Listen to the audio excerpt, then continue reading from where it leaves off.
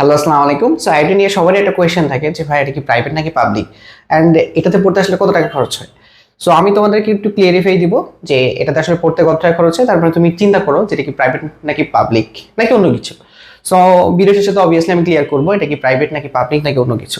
So আমি যদি IT নিয়ে একটু কথা বলি, যে আইটি নিয়ে সবার একটু কনফিউশন থাকে যে ভাইয়া এটা স্ট্রাকচারটা বুঝতেছি না, কত টাকা খরচ হবে।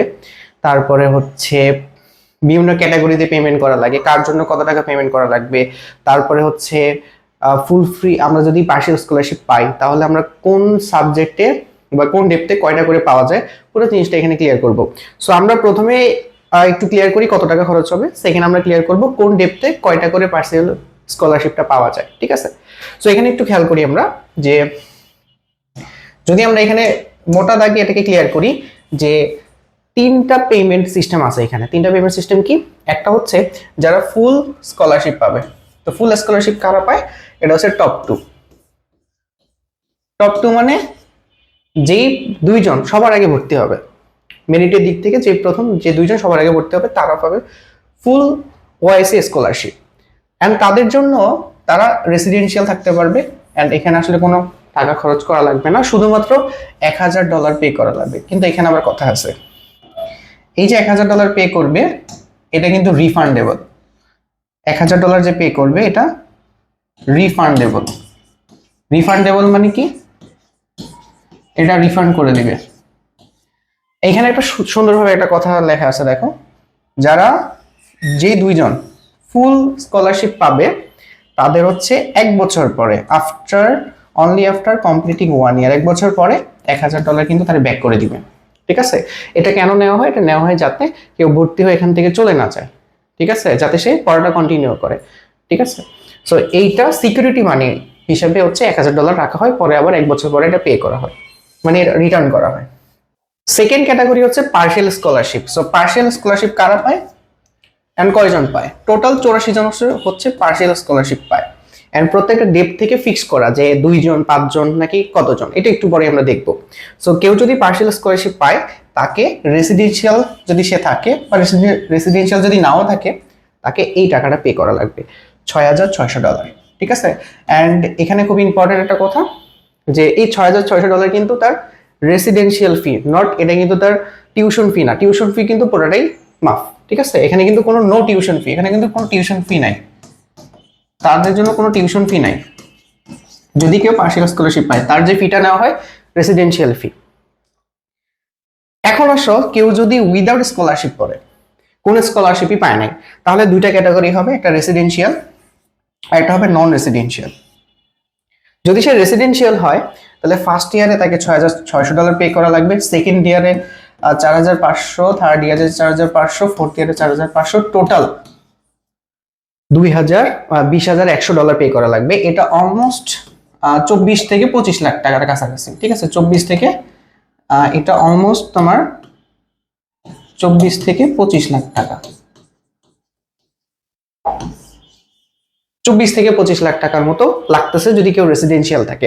আর যদি কেউ নন রেসিডেন্সিয়াল থাকে তার ফার্স্ট ইয়ারে হচ্ছে $5100, পরে হচ্ছে 3000 করে পে করা লাগবে, টোটাল $14,100 পে করা লাগবে। এটা মোটামুটি অ্যারাউন্ড 17 লাখ টাকার কাছাকাছি আসে। ঠিক আছে, সো এটা হচ্ছে ওভারঅল সামারি। আর সবচেয়ে ইম্পর্টেন্ট কথা হচ্ছে ওদের পেমেন্টটা কিন্তু ডলারে করতে হয়, কারণ এটা একটা ইন্টারন্যাশনাল ইউনিভার্সিটি। ঠিক আছে, সো এটা ছিল মোটামুটি একটা স্ট্রাকচার। তবে এখানে খুব একটা ভালো কথা আছে, সেটা হচ্ছে কি যে তোমাদের এখানে পকেট মানি বলে একটা ইস্যু আছে যেটা সবাইকে দেওয়া হয়। সো পকেট মানিটা একটা মেজর ইস্যু। কেন? কারণ তুমি হিসাব করো ভাই এত টাকা এখানে খরচ হইতেছে, তো মানে আসলে দিন শেষে আমার লাভ কি? তো এখানে একটা ভালো সুবিধা, ভালো পকেট মানি দেয়।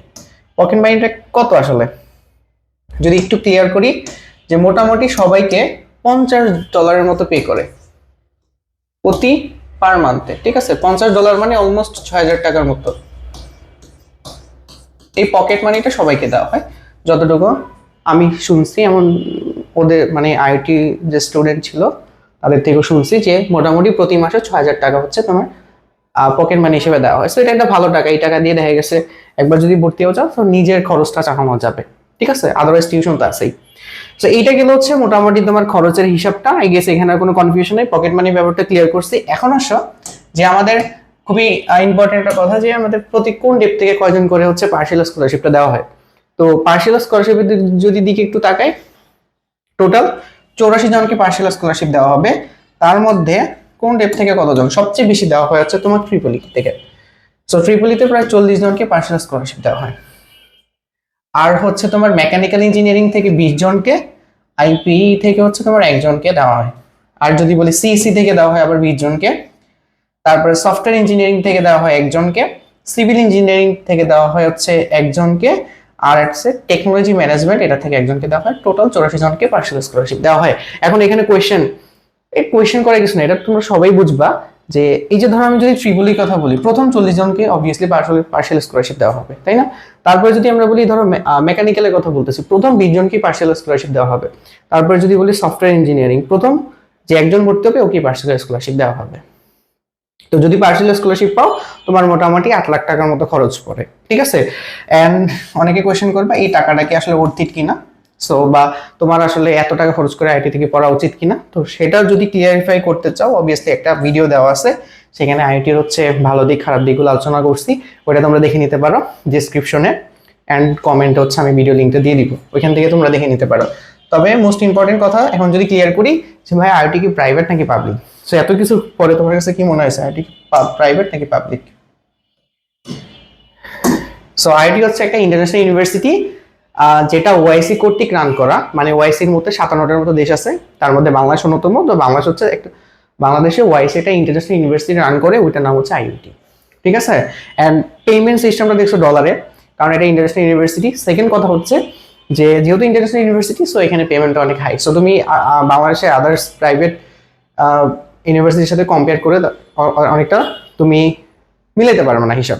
তবে হ্যাঁ, মানে যে যদি ইন্টারন্যাশনাল ইউনিভার্সিটির কথা চিন্তা করো, বাকি যে আদার্স ইন্টারন্যাশনাল যে ইউনিভার্সিটি ওইগুলোর তুলনায় এখানে কিন্তু পেমেন্ট কম।